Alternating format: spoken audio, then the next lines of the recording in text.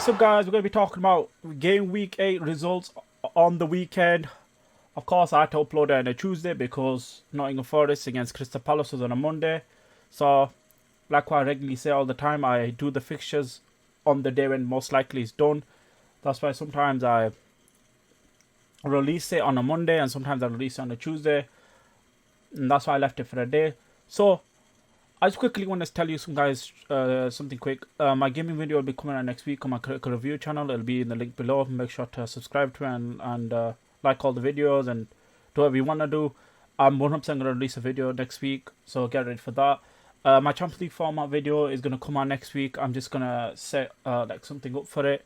And pretty much, yeah, it's going to be something similar to this, but it's going to be more in terms of like the Champions League is different now this year. But that's pretty much it. You'll see it, and tell me what you think in the comments below of the format and stuff. And hopefully, God willingly, I can start live streaming too and stuff. But we'll be hopeful for that. Hopefully, I'll leave it in God's hands, and hopefully we can get we'll get there one day. We'll get there one day. But yeah, obviously international break was for 2 weeks. It was boring, nothing to do really. But now, obviously, the football's back. It was a fantastic weekend, last-minute goals, intense games. Some actual fixtures that were kind of shocking to me towards... Like, I'm not going to lie, they were kind of shocking. But yeah, let's start off with the first fixture back, of course, with the Premier League when it came back. Spurs versus West Ham, 4-1. Pretty much, Mohamed Kudus scored.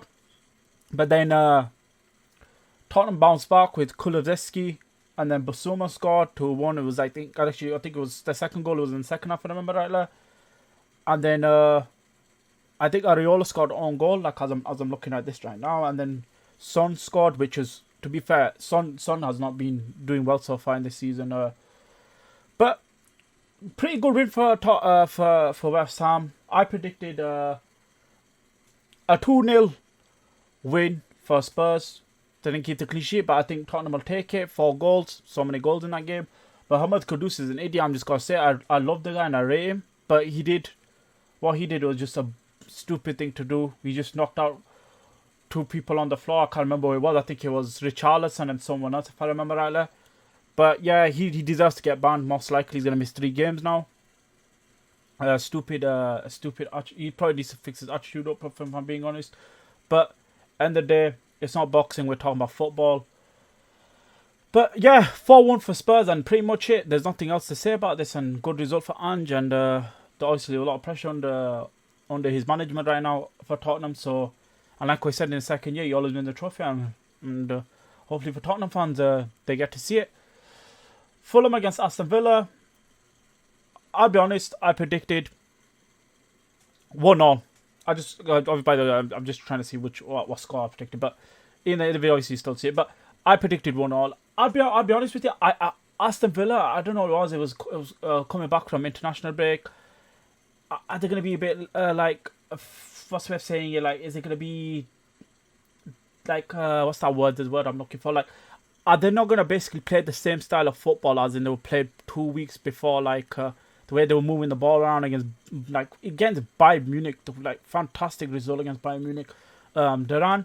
But it looks like they proved me wrong. Like, they weren't disjointed at all. That's what I meant to say, disjointed. Sorry. So like there wasn't like anything was being ruined. But pretty much good result for Aston Villa. Not easy game of Fulham away at Craven Cottage. So pretty good result for them. And let's move on to the next result. Man United against Brentford. Fantastic finish from Garnacho. Brilliant finish from him. Brilliant assist from Marcus Rashford. I've got to give a prop to Marcus Rashford too. Pinnock scored obviously in the first half, like literally in the last seconds of the first half. Pinnock scored like a good header. But if there's obviously a clip going on when Delete was pissed, and same with the Ten Hag. But like I'm saying, he was bleeding from his head, so obviously that's more important. You don't want to leave the player on the pitch when he can get concussed or anything else, God forbid, could happen to any of these players. But obviously medical check-up was needed, unnecessarily needed. But a pretty much good win for Man United. Ten Hag keeps his job. I'm happy about that. Obviously as a rival, I want Ten Hag to stay. Um, but yeah, pretty much. I've got nothing to ban about Man United. I predicted a 2-1, actually a reverse 2-1 win for Brentford, but I'm not gonna lie, everyone thought Man United were gonna lose this game. And fair play to them, they won it and they stuck to their guns, and shows you that they can't get a rhythm out of this team. And I'm not giving 10 out credit, because let's be honest, it was individual brilliance again. But Rasmus Højlund, fantastic finish from him. Is he gonna start? Is this it? Now is he still gonna start clicking together? Now they're gonna feel confidence down the line and the upcoming fixtures. But we're wait to see. Newcastle against Brighton. Shocking. Now this for me was a shocking result. Brighton, don't get me wrong, Brighton could beat any team, and Brighton can cause threat to any team. Especially when I say off the ball, they're kind of sus, but on the ball they're fantastic. Danny Welbeck, oh my god, this guy is turning to R9 right now. But fantastic finish from him. Newcastle just, I don't know what it was in this fixture. It's like, I'm going to be honest with you, Isaac and Gordon cost a lot of chances in this game. Isaac is like a fantastic striker. I think he's one of the best strikers in the league. Unclinical, but he cost him in that game, if I'm being honest. He should have scored some, he actually should have scored some chances. Same with Gordon, but it is what it is. You have an off day, and for me, this was a shocking result. And I predicted a 3-1 win for flicking Newcastle, so I was actually confident on Newcastle. But yeah, pretty good win, big win actually for Brighton. Not easy ground at St James's Park to go away to there, but yeah. Move on to the next result. Leicester versus Southampton. This was a massive game, of course, due to being a rivalry like a relegation rivalry. If you want to, I would say relegation rivalry right now is going on. Because this was a massive win for Leicester. Southampton have a youngster team. They got fluidity in the team, where they transition into the attacking half. But Leicester showed their confidence. They showed their ball, and they won 3-2 at their like I said, relegation candidate team. Southampton, they're going to be massive disappointed. I can't lie to you, because they will probably want to take points of Leicester right now. And I predicted actually a 3-2 Southampton win. I was actually having a feeling that this game was going to be a lot of goals. I'm even saying it, like there was 5 goals, and my prediction was 5 goals in it. But obviously I predicted Southampton for the win, because it's at home, and who knows, you can just get something over the edge at the end of the line of the game. But they didn't, and fair play to Leicester. This is a fantastic result for them, and it's a big result for them in the relegation fight. But yeah, like I said, down but not out yet for Southampton yet. Still a long season for them, pretty much. We'll move on to the next game. Another relegation fight game. This was actually a fantastic game. I can't lie. I watched the highlights towards it. It looked like Everton did a fantastic job in this game. Like Ipswich, I've said it to my brother. I was like, Ipswich Town's not a hard game. No, sorry, it's not a hard game. Sorry, it's like a tough ground.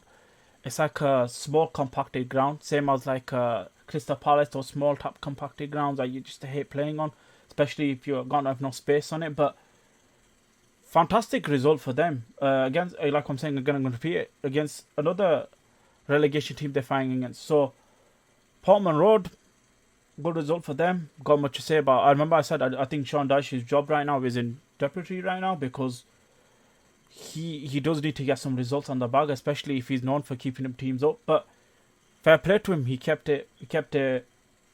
Ipswich Town up, right? Not kept Ipswich Town. So he's kept Everton on the floor right now, I'd say. Not up, yeah. I was going to say up, on the floor right now. But obviously we're better to see down the line, and when, especially in the next international break, things like 3 weeks. So we'll see how they do until that international break. So yeah, that's pretty much it. The biggest shock on the weekend, obviously, Arsenal against Bournemouth. Sorry. Yeah, like, I don't know what to say. I've got to say right now, Saliba is an idiot. Don't get me wrong, I don't blame him. I think it's Trossard. I don't know what the hell Trossard's doing. That guy, I hate when he plays against Liverpool, because you know what he does against Liverpool. For some reason, though, this guy turns into an absolute, you know what? He's just an. Obviously, I was happy that Arsenal dropped points massively. The playing goes next week. It's the biggest game of the weekend next week, and a title fight fixture too. But Arsenal just look disjointed. They play with this they play with a really defensive tactics, and Arteta, the way he set up, I think he was kind of a coward in a way. I think he should have gone for it even with 10 men. I know it's 10 men and you got one player down and they gone one. I know. But I think at that point, I think Arsenal fans would have rather you just gone for it than instead of just stay defensive and getting a point. Don't get me wrong, that point could save you down the line, who knows? But I think Arteta was, he just tactically got it wrong. And from the start of the game, Sterling looks misplacing passes. Declan Rice looks a bit leggy. Like, the guys don't look good. Like, I tell you, that guy, like, Darwin Núñez has done more tackles than Declan Rice. How mad is that? And look how much games Darwin Núñez has played. And it's kind of, like, embarrassing. And Thomas Partey, for me, I think Kai Havertz was kind of their best player. He was holding the ball up really well. I don't rate Havertz, I'll be honest with you. But he was holding the ball up and he was creating... he was causing trouble for the Bournemouth defenders, holding the ball up. Got some corners here and there. But Martinelli, massive chance again. And this is why I said Arsenal need a striker. Like, do they need a Gyökeres or someone from Sporting? Like, they need a striker quick. And they should have gone for Osimhen. Just go for a striker. And Arsenal could possibly win this league. And I've said it, guys. I predicted 2-1 win for Arsenal. And I said it was gonna be a tough game. And I said this Iola guy, guys, watch his team. He's a fantastic coach, and he's an actually decent upcoming coach. And he didn't fluke this result. He deserved this result. Bournemouth deserved it. Like the first goal, fantastic goal from Christie. And it was like a corner, and Arsenal good at corners. Like, it was just a fantastic, and yeah, fair play to Bournemouth. And Arsenal definitely need to fix up. Sorry. Saliba's missing the Liverpool game. Arsenal fans, I watched their reaction. They were talking about it. They're not happy one bit. But yeah, that's pretty much it. Bournemouth 2, Arsenal 0. Shocking result. Man City against Wolves. Wow, guys, I'm not gonna lie to you. I did get pissed at the end when Wolves conceded, because obviously I won Man City drop points. It was at the Molineux Stadium. Man City, guys, I said it again. I went in the 4-2 win for Man City, because obviously it's Man City. I'm not going to be an idiot and be delusional, because don't get me wrong, I know Man City's record is like, Wolves is kind of their bogey team. I'm going to be honest with you guys, Man City did not look great in this game. And I think Man City is the best team in the world. I'm not going to lie, on their day, they're the best team. They're the best team. They have the best manager in the world, if you want to say as that. And, like, I think Man City defensively it just looked really bad, and credit to Wolves, they gave it a go. Like, they stuck to the like ground, and they just on the counter attack they were causing trouble. The first goal, Strand Larsen, fantastic ball from Semedo, but then Gvardiol, guys, I said it about this guy. Guys, he's the best left back in the world at this moment in time. Gvardiol, such a baller. Both feet can cross. You can score. Good defensively, good on the ball. Like, he's just such a perfect player. I would have loved him at Liverpool. Honestly, it pisses me off that we didn't sign him. Honestly, the Liverpool fan 20 king annoys me. I can't lie, but yeah, it's just fair play to Man City. This is what a title champions do, and this is why they won 4 titles in a row. Fair play to them. I was salty. I'm not gonna lie to you. I was angry. I'm not gonna repeat the things what I said, because I'll get. I was gonna say demonetized. I'll get cancelled. But yeah, man, John Stones, fantastic player. Man City, probably legend. The goal line clearance from Liverpool. Scoring against Arsenal, and he scored against Wolves. He saved them 4 points this season. Brilliant player, John Stones. Brilliant player. And this guy is I like didn't rate at the start, but what a player he's becoming. But it's just that sadly injuries have cost him. But yeah, Kevin De Bruyne is still missing. Rodri is still missing. And I forgot to mention Odegaard and Saka apparently going to missing for the well, not apparently, but they were missing for the Arsenal game. These are all actually facts, so they're not apparent. Sorry, but yeah, wow, Wolves, they were on 1 point, and this is what I mean. This league is unpredictable. Like, Wolves are going to come with a point against Man City, and Man City would have been pissed because Wolves have only got 1 point on the table as I'm looking at it right now. Yeah, they've only got 1 point. Think about that, guys. Against Manchester City, that would have been an embarrassing result for Man City, I can't lie. But yeah, pretty much best league in the world, and We'll move on to the next fixture. So I predicted a 2-0 win for my team, Liverpool. I'm not going to lie to you. The referee was a pile of doo-doo, let's just say it like that. The referee was crap. And that's all I've got to say. I'm not going to talk much about it. I didn't know what to say. Honestly, I think Liverpool... It's like Liverpool wanted Chelsea to have the ball.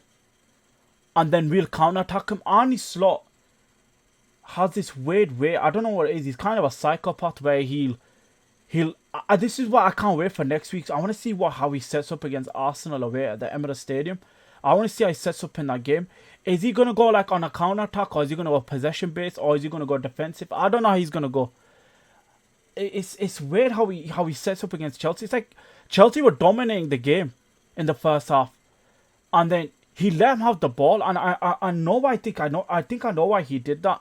Because the reason why I know why he's done that, because Chelsea are really dangerous on that counter attack when you watch them, especially with Pedro Neto and Sancho and Nicholas Jackson, who's becoming good on form right now, scoring against us.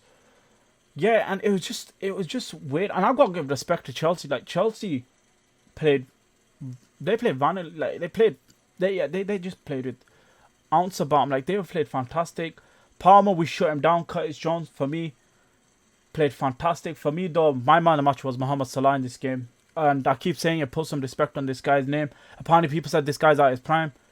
But I don't really talk about Mohamed Salah. This is what he does all the time. And he should have had like 3 assists or 2 assists in this game. For me, he was man of the match. But yeah, fantastic. Lavia, baller. What a player Lavia is, man. Oh my god, we should have signed that guy, man. I don't even think the one time we tackled that guy off the ball, he's just fantastic. Pissing enough we didn't sign him. Caicedo, fantastic player again. I won't say it was one of best of Gravenberch's games, but he played alright. Still played good. Typical Gravenberch season, like where he's just fantastic, oozes with the ball. Liverpool defensively, oh my god, we're so brilliant until that Kanai. I'd say it's like that moment is kind of a rare moment for us, but honestly, I'm not gonna lie to you, I'm not trying to break it. Like it's kind of a rare moment this season. Like we conceded only 3 goals, it's not by fluke. There's a reason why we conceded the least goals in the league so far. And fair play to us, it was a fantastic result. Chelsea gave it a go, and I don't want anyone to say, "Oh, you've had easy." Listen, we've beaten the teams. We're from, like, Man City could drop points against Wolves. Arsenal drop points against Bournemouth. So what does that mean? Do you see what I'm trying to say? I hate this. I hate this common sense that common domino where you call it, where people are making it sound, oh, Liverpool have had the easy fixtures. Well, everyone said Man United was going to be what's it called, a banana, what they call it, a banana skin. All these games are going to be banana skins, and we won them. You can't take credit from Arne Slot. You can't just do that. He's done a fantastic job, especially how he's transitioned into this Liverpool team and made a lot of players better into this system. Like Trent was fantastic defensively. I can't lie, Trent's best attribute is his passing. But listen, as long as we're winning games, I don't give a single crap about Trent's passing right now. I genuinely don't care. I just want to win a Premier League and a Champions League. That's it. But yeah, big result. And Chelsea, you are getting top 4. I'm going to say Chelsea Football Club are getting top 4. And Chelsea played brilliant, fantastic. And they're going to be a dangerous team in this season. And especially have a massive say in the title race this season. But yeah, big, fantastic win for Liverpool. So I'll move on to the last game on the weekend was Nottingham Forest against Crystal Palace. I predicted 1-0 win. I've got this one right. Yeah, what I said about Nottingham Forest, guys. Chris Wood, good finish from him. Like, I'm not gonna lie, Nottingham Forest are kind of you know who they remind me of? They remind me of like kind of a Sheffield United type of team, where like people predicted them to get relegated, but some reason they've got like this style of football that they're really hard to break down. I'll be honest with you. I think Nottingham Forest, I might change. I think Nottingham Forest is staying up, because I remember putting Nottingham Forest in relegation now, and I kind of do feel kind of embarrassed by it. But it's just predictions. You don't get everything right. I'm not God. I'm not gonna predict everything right. But it was just fantastic from their side of it. And yeah, brilliant result. They're 8th on the table, 3 wins, 1 was against us, 4 draws and 1 loss. And Nuno is doing a fantastic job at Nottingham Forest right now and keeping them up so far. But yeah, that's pretty much it on the game results week 8, and obviously 9 will be next week. I'm just gonna say straight up, guys, I'm so happy that football's back. I've just got to repeat it. But tell me what your guys thoughts are in the below in the comments. Obviously, what was your biggest what game did you watch on the weekend? What was your favorite game? Personally, mine was Liverpool against Chelsea. I think it was a fantastic game. Who's the biggest like banter right now so far in the season and all these things, and who's manager this, like whose team is like basically just basically talk in the comments. But yeah, that's pretty much it, guys. I'm gonna wrap it up from here. Remember, guys, to always subscribe to the channel and hit the like button, hit the bell notification too. Remember, guys, remember totally like the video. It helps. I'm saying it again. It helps to get the video out to other people. That's all I'm saying. Just please, please, please, just do it. But remember to stay active, stay hungry, and God bless.